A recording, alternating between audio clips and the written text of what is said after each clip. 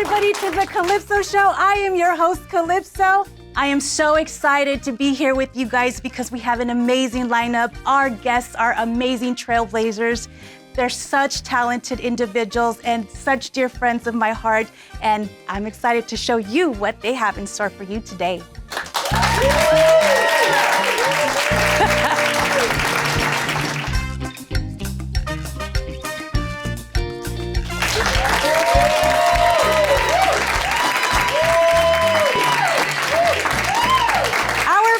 Guest is an extraordinary Latino who's walked through realms of art, initially known for his mastery in the Spanish American rap scene as Barreta. He conquered the music industry with hits like Certified Kush and worked with legendary artists such as Steven and Damian Marley, Baby Bash, C-Can, and Too Short. He's a director, he's an actor, he's a comedian, and someone I'm honored to call my friend. Welcome everyone, Concrete!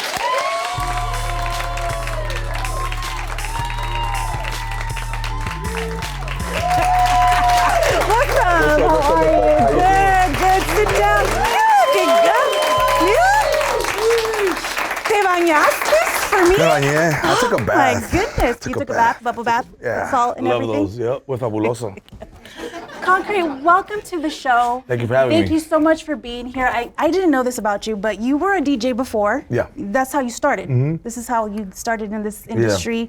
Yeah. And then you became a rapper, to a music video director. Yeah. Like you just went da-da-da-da, you know. Take us through the evolution of becoming all of that. You know, I mean, ever since I was a kid, I remember, you know, being 6, 7 years old, I remember wanting to be an actor and wanting to be a comedian. And I remember taking my dad's camera, the VHS, and recording my own videos. I used to watch Martin growing up as a kid, and I used to watch sketch comedy shows like, Saturday Night Live or, In Living Color. Oh, yes, In Living Color. And I remember trying to recreate some of those characters, and I used to take my dad's camera. But, growing up, being, a kid to Mexican, to Mexican immigrants, it was kind of hard for my parents to really get me into the acting world. They didn't know where to go. They didn't know that I needed headshots and I needed to go to auditions. And my parents were not gonna take a day off to take me to an audition. That's just not how it works. That's all Latino parents. That's ¿Quieres que salga de trabajar ahorita? Even when I was sick. Está bien, me duele la cabeza, que te duela. Salgo a las 5, it's like, I'm not gonna go pick you up right now, So, it was really hard for my parents to even think about even getting me into the industry, And then at 12, 13, I started working at a party rental store. And what I used to do I used to clean the chairs and tables for the parties to go out on Saturdays. And I used to fix all the records and all the CDs for all the DJs that would come and pick up DJ systems and, get out there. So then, there was one particular Saturday where one of the DJs had gotten sick, and I told the dude, I was like, Ray, I can go out there. He's like, no, you're only 12. What? And I was like, take me out there, bro. He's like, all right, man, pack up your stuff, you're gonna go. Mm-hmm. And there I am, a 12-year-old kid DJing at a bautizo. Mm-hmm. And when when they threw the bolo, I went out there too. I was like, that was my first DJ gig. And then I just started DJing at 15, 16. I started producing. I wanted to go into the music, and then start making beats. And I remember my dad was like, well, look, if you're not gonna go to school, then I'm just gonna buy you this and hopefully it keeps you on the straight and narrow. Mm-hmm. And then I started producing from there. And then I started rapping, and I'll be honest, because I had my cousins and some friends that were rapping. I was just making beats at the time, but they sucked. Oh, in your narrative, in your opinion? And okay. I was like, you guys suck. So then I was like, I'm gonna start rapping myself, And I started writing, and by the age of 21, I had my first song on the radio here in LA. Congratulations! Yeah. Look at that. That's amazing. I love that. Yeah. Every talent, someone has a story, a back end, where we kind of lose ourselves a little bit, or we just go down on the wrong path. I know that something impacted you, in your journey. You did lose a friend, a best friend, and a business partner. Yes, it was hard. I mean, this was at a time. He was 26. I had just turned 23. I was already touring, doing a bunch of shows, and it was one of those things where it just kind of hits you out of left field, and you know, he was doing his thing, I was doing mine at the same time, so it was kind of like I couldn't really point fingers and say, hey, stop doing this when I'm doing my, you know, when I was partying myself. Yeah. And it was one of those things where it just kind of happened out of nowhere. And when you're 20, you know, when you're 23 and you have music on the radio and you're touring and, you know, everything's kind of being handed to you as a, you know, as a young dude, 23 years old, I didn't know how to handle it yet. Okay. And I didn't really have the right people around me to let me know, like, yo, calm down, slow down, humble yourself. So I was really cocky, and I wasn't probably the best person to be around. I didn't know how to treat people at the time, and you know, again, it happened really fast, and I expected a lot out of myself, and I expected a lot out of people, and it was, you know, like when he passed away, it was kind of like it was definitely like you know, a turning point, because I knew, like, well, that's when I found out that you need people around you, because I couldn't do it without him at that point. And I didn't want to do it at all no more. And so at that point, when he passed away, you know, the people stopped calling you, people are, you know, I stopped doing shows, and now nobody's checking up. Before, everybody wanted tickets and wanted to be in the VIP with you, wanted to do all this. Yeah. And so you start learning, like, who's really there for you and who's really there for just the ride, you know? And he was there for me, and then, so when he passed away, I kind of left the music industry. I didn't want to do it no more. I was like, I'm done with this. And I kind of ran away. I ran away all the way to Long Beach. I met my wife. You know, my girlfriend at the time, my wife now of 13 years. Oh, wow, congratulations. You know, yeah, thank you, yeah. Are you ever serious? Like, I can't see you being like, I can't. I can just imagine. No, and I think if I was serious, I don't think we'd be together this long. You know, I mean, it's like, you know, happy wife, happy life kind of deal, you know. Listen to him, you guys. I try to, yes. Yeah, like, you know, when you don't have money, you better at least make her laugh, bro. Yeah. So I've done that for the last 13 years for that's sure. Amazing. You know? I mean, I do feel like that's one of the good qualities in a man, is when they make you laugh. I mean, you did good. You did good. Yeah, I like that. Yeah. I think I did. Let's talk a little bit about what you've done. I know you film music videos for legendary artists, Steven and Damian Marley, Baby Bash. You're always doing funny music videos with him. C-Can and Too Short. Yeah. What's the most memorable experience or backstory with any of the artists, or just anyone that you can think of? You know, with Bash, it's always been kind of crazy with him, because I shot like 4 music videos, and then on the 5th one, when I walked onto the set, he was like, "Hey, what's up, man? My name's Bash," and I was like, "Dude, can you stop smoking weed, bro? I've shot like the last 5 music videos for you." He's like, "Oh, damn, okay, my bad." He's like, "All right, cool, well, let's do it again." I was like, "Bro, you need to stop smoking weed, bro. Like, I used to open up for you for the last 10 kind of day, you know?" So he's always fun. I mean, you know, I mean, like, he's became one of my good friends, and he's opened his doors for me a lot. And, you know, Bash has been one of the artists that's really helped me in my career the last, you know, 5-6 years. And he's been like a really, you know, very encouraging, and not only that, but, you know, like, opened his doors when things weren't going my way. And, you know, he's been more than a friend. He's been kind of like a big brother for me, so it's been great. That's amazing. Yeah. I love that. We all have to have a friend like that, right? Yeah, yes, absolutely. we do. So transitioning from being in front of the microphone as a performer to being behind the cameras, because you are the behind the lens person. So, you know, you're being the character. Tú también, ahí andas chismeando. Oh, this. Yeah. I mean, is that the way to do it? Like, you just got to do both realms? Yeah, like, I always felt like, I mean, because I always wanted to be the creative. I always wanted to be in front of the camera as opposed to behind the camera. But when that didn't happen for me, it was an easy transition, because I knew what I wanted to see on the screen, and I knew what I wanted it to look like. So when I have to direct certain people, I kind of know how to communicate that to them, you know, because I'm an actor or artist myself. So there's a certain language that, you know, artists kind of speak to each other and we understand each other. So it was kind of like an easy transition, and I mean, it was fun. I mean, I went from never leaving Southern California to kind of seeing the world through a lens kind of deal, and traveling all over the world and shooting for a lot of amazing people, and it was a good 10-year run that I did that for, you know. Wow. And then up until I started doing comedy. Yeah. That's amazing. So going into comedy, you know, your social media presence is very well known. You have all these different personalities. I can't even name them up. How are you even, what do you do when you're even just creating these personalities? Okay, today I feel like this, and today I feel like that. Is that how it goes? Or? Yeah, I think there's a little bit of a split personality, some kind of disorder somewhere. Yeah, there's something going on. There's something going on because, like I feel like sometimes I'm just like 1,000 different people, in a way. But usually like the ideas come when I'm in the bathroom, I'm driving. I never sit down and I'm just like, I'm gonna be creative right now.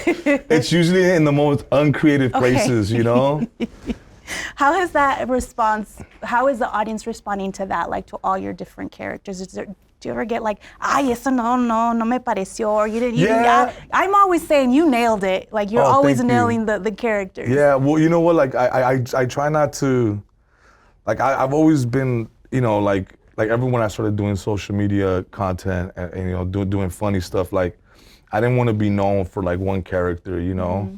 I want people to see that there's plenty of layers to peel on this onion kind of deal. Yeah. And I felt that was gonna be the only way for people to really take me seriously as an actor, is when, you could be this character, you could do this character, you could do this character, And I think, when people tell me it's not good or whatever, that's just, to me, it's motivating, Like, okay, yeah.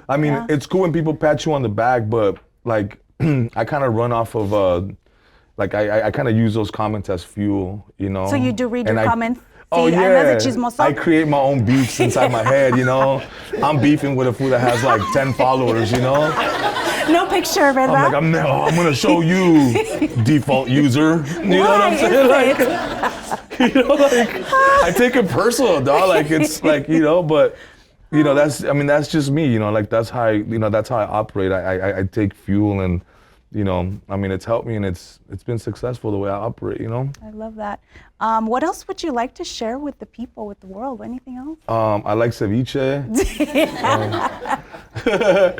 I like ceviche, I like tequila, I like mezcal. Okay. My papi's been very big with my skits. He's like, everywhere I go, we're like, where's Papi? And I'm like, damn. So now we should have brought Papi. Yeah, they request him now more than me, It's man. They love him, and it's perfect, because, like it's so fun. Like, my dad's, one of the funniest men I know, if not the funniest. He's the one that gave me the funny bone. He has great timing with comedy. And I always tell my dad now, I was like, Dad, imagine if you would have like really gone into the acting. I was like, you would have been amazing. Yeah. But luckily for me, I got to see that side of him. Growing up. And my mom's actually funny. Like, I can see why they're together. For real, I can see why they're together, because they're yin and yang. Like, my mom's hilarious too. My mom would never be on camera. She doesn't want to do it, my but mom's the same way, yeah. My mom is, like, she's the funniest out of all her brothers and sisters. My dad's the funniest out of all the, so I can see why they're together. But I kind of just owe it all to them, like everything, like I was their creation, so I kind of felt like, I don't know, maybe when they were making love, they must have been telling jokes or something. With you, yeah, they were like, my dad was doing stand-up or something. I don't know what was going on. But yeah, like I'm definitely their creation, and they're happy to see that. Because now, Mexican people, you go to the party, todavía andas con tus videitos. And I'm like, sí, tío. And they're like, oh, está bien. ¿Y te están pagando ya? Because they're trying to get cut. Yeah, and for a while, it was like, I didn't know what to say, because nothing was really happening, you know? It's like, you shoot music videos for 10 years, and it's just kind of covering the bills, and it wasn't making nobody, financially, I didn't have financial freedom with it, it was just kind of like, I was just getting by, and it was cool. So for a while, they were like, ay, ¿y andabas con el Marley o andabas con la Chiquis y es rico? Oh, yeah. And I'm like, no, todavía no, and now that they see me doing this comedy stuff and they see me touring, and like, they're starting to see the fruits of the labor, and I think, they're like, hasta que le pegaste, ¿da? Hasta que te salió algo. And I'm like, sí, tío, like it's going pretty good now, so I can't complain. But, they've seen me, I've never held a job more than 30, 60 days, because I was just always creative, But you're always good at recreating the jobs that you never had. Yeah, I probably worked at every job you guys had seen me do. Like, I was a tow truck driver. I worked at Ross as a security guard. You need to do like retail. Yeah, I did retail. I worked at Macy's. I worked at Foot Action. Okay. I actually got fired at Macy's because I was putting too much shit like on hold. And they're like, you can't. And they're like, how you gonna pay for this? You only make $8 an hour. Because I was putting away like Tommy Hilfiger suits. You were thinking something else already. Yeah, right. It was like $800 suits, and I was like, it took me like 10 months to like really pay for them. So they're like, you gotta put those back. And yeah, but I've done every single job. Like I even had a job as an accounting. I can't see you doing that. Really? Wow. Well, me neither, but when you lie at those, I lied when I went to one of those like select places where they, like one of those temp agencies. And you know how they make you do that thing? And it says like a little questionnaire. It says like, what do you know how to do? And it said accounting. I was like, check. They're like clerical work, check. CPR, check. I was checking every box. And then, there was an opening at Fallas Paredes in Factory to You. Oh, I love that place. I know, me too. Okay. And then so the dude fired me because he was like, you're miserable, dude. The payroll didn't come out right, I guess, I'm assuming. He was like, you're miserable, dude. And I was like, I know, huh?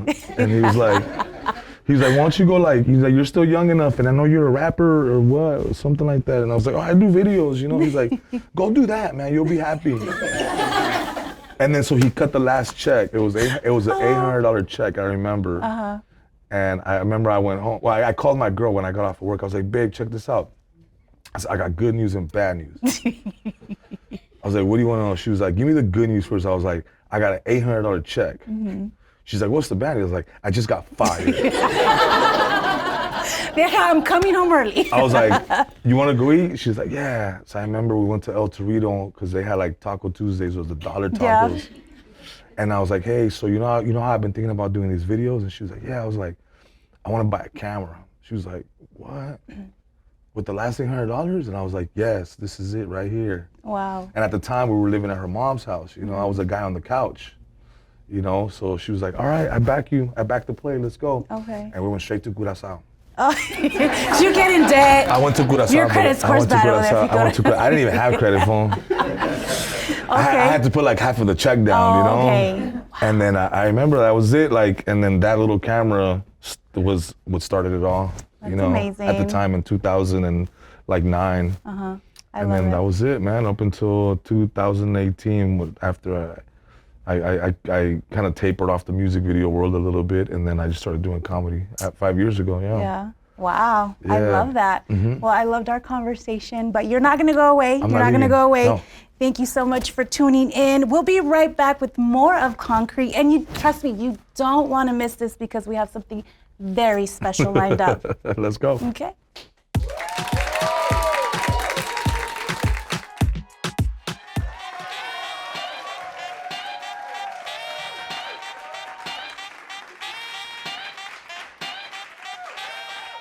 And a big old thank you to our sponsor, Firme Mezcal. Make sure you go get them for your next party. Get those party vibes. It's going to be nice and firme because I'm already having mine.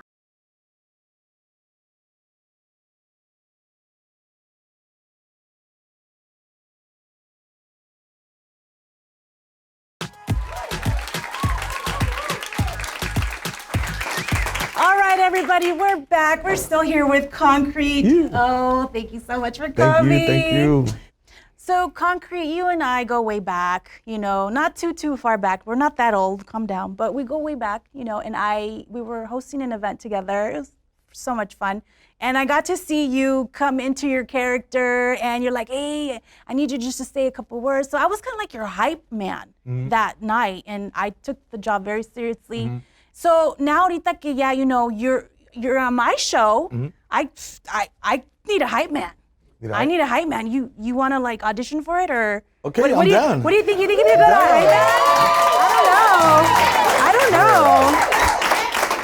Yeah, I mean, down. just like kind of audition for it. All you know, right, give it all you got. This camera? Okay, right here. Here we go. With her brand new show, it is Calipso. Kicking it off. Saturday Night Live? No. Cristina? No. Sábado Gigante? No. Spinning the two conchas over there, the DJ. Let's kick some music right now for Calipso!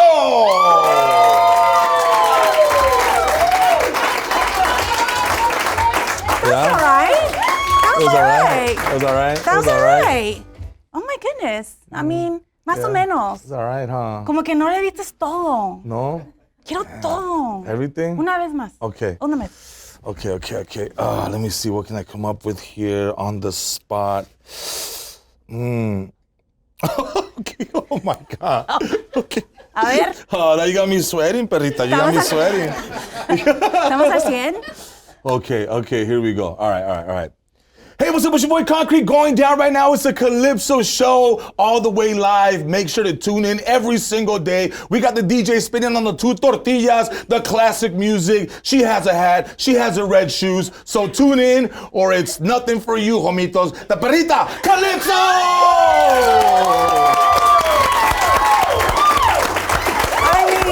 I mean, I'm just gonna have to, just gonna say, I think, Oh, one? Damn, dog. Tough crowd, dog. Tough crowd.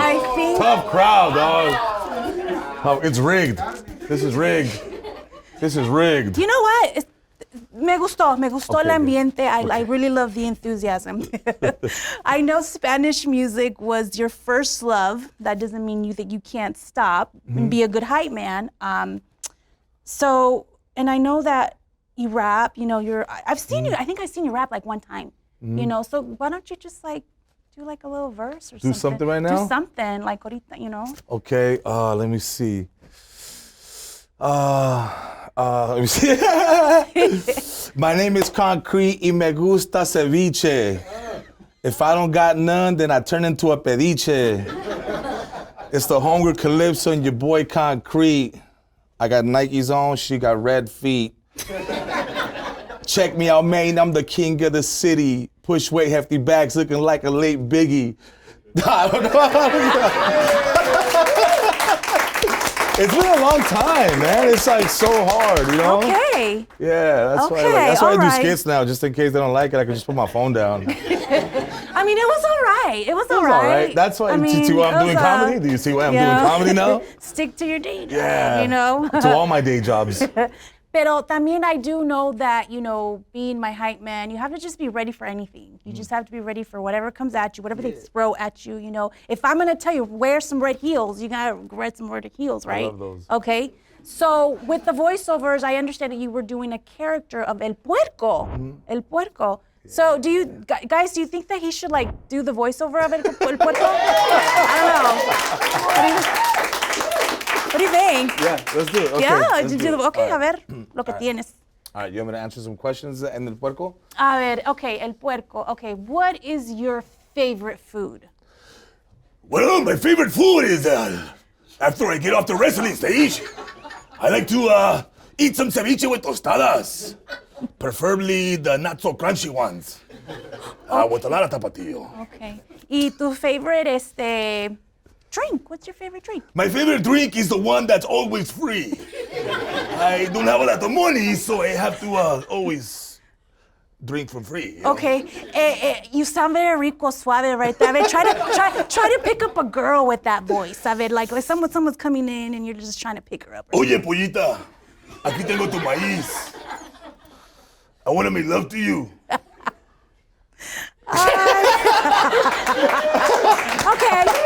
I was like, all right. This is a El Puerco was about to get crazy, dog. This is a very good audition. I mean, you're about to get crazy right now. Okay, and I know that you're really good at this one thing, next thing, because a good high person has to be a really good dancer. Not only you rapping, personality, voiceover.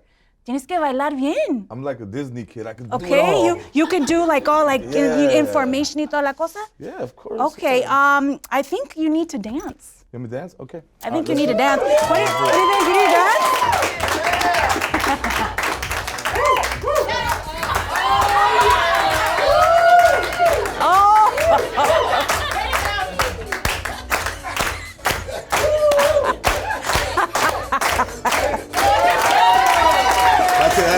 That's it. It's crazy. Well, you impressed me a little bit. You got some moves. It sounded like a cheerleading thing going. So look at the job, though. You know what, Concrete? I'll just I don't know. I got to talk to some people. I'll have them call your people. We'll figure something out. Huh? Dang, you made it seem like when I went to Kohl's and got credit, like they were like, we're gonna send you a letter in the mail. The rejection letter. Yeah, the rejection letter. That's bad, dog. That's a rejection letter right there. That's all bad. Thank you so much, Concrete, for joining us. We appreciate you being here on the show, and we hope that you continue so much success. And any last words that you need to tell anybody or that comes from the corazón? Zoom in a little bit. Making love to it right now. Mira, cochino. Follow your dreams. Do it because you really want to do it. Find your calling in life. I found my calling at 33. It's never too late to find your path and really dig into it, and just do it with an open heart. Do it without the incentive of thinking about money. Do it because it just makes you happy. Mine just happens to make me happy at the same time and making others feel good, and so that's been the most rewarding. But yes, definitely just find your calling and pursue that. I love it. I love it. Well, don't go anywhere, because when we come back, we're going to have an amazing musical performance that me and you both love. Yes. Okay, coming right back after this. Let's go.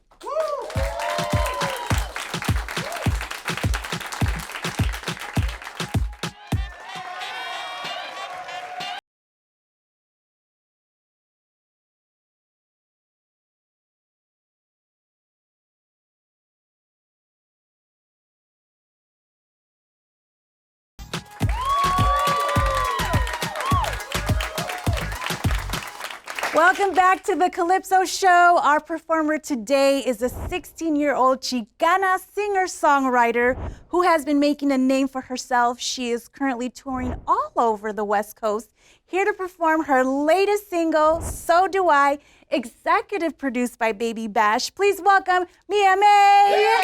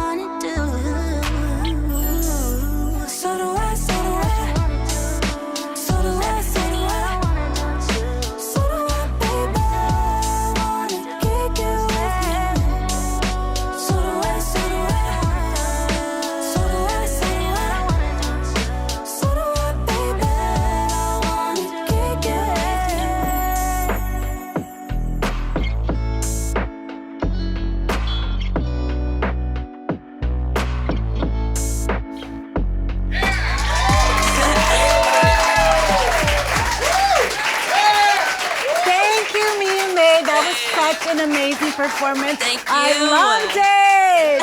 Yes. Thank you so much. Thank you, everybody. Do understand that you have something for us. I do. Okay, so everybody here in the crowd, all y'all got tickets to my next show. So thank you guys so much. You, everybody. I love it. Thank you. I love it. Yeah, so thank you guys so much for coming out. I go by Mia May, M-I-A-M-E-I, and you can find me on all platforms at Official Mia May to stay updated when I have new music coming out or when I got a new show. So if y'all vibe with me in my style, stay updated.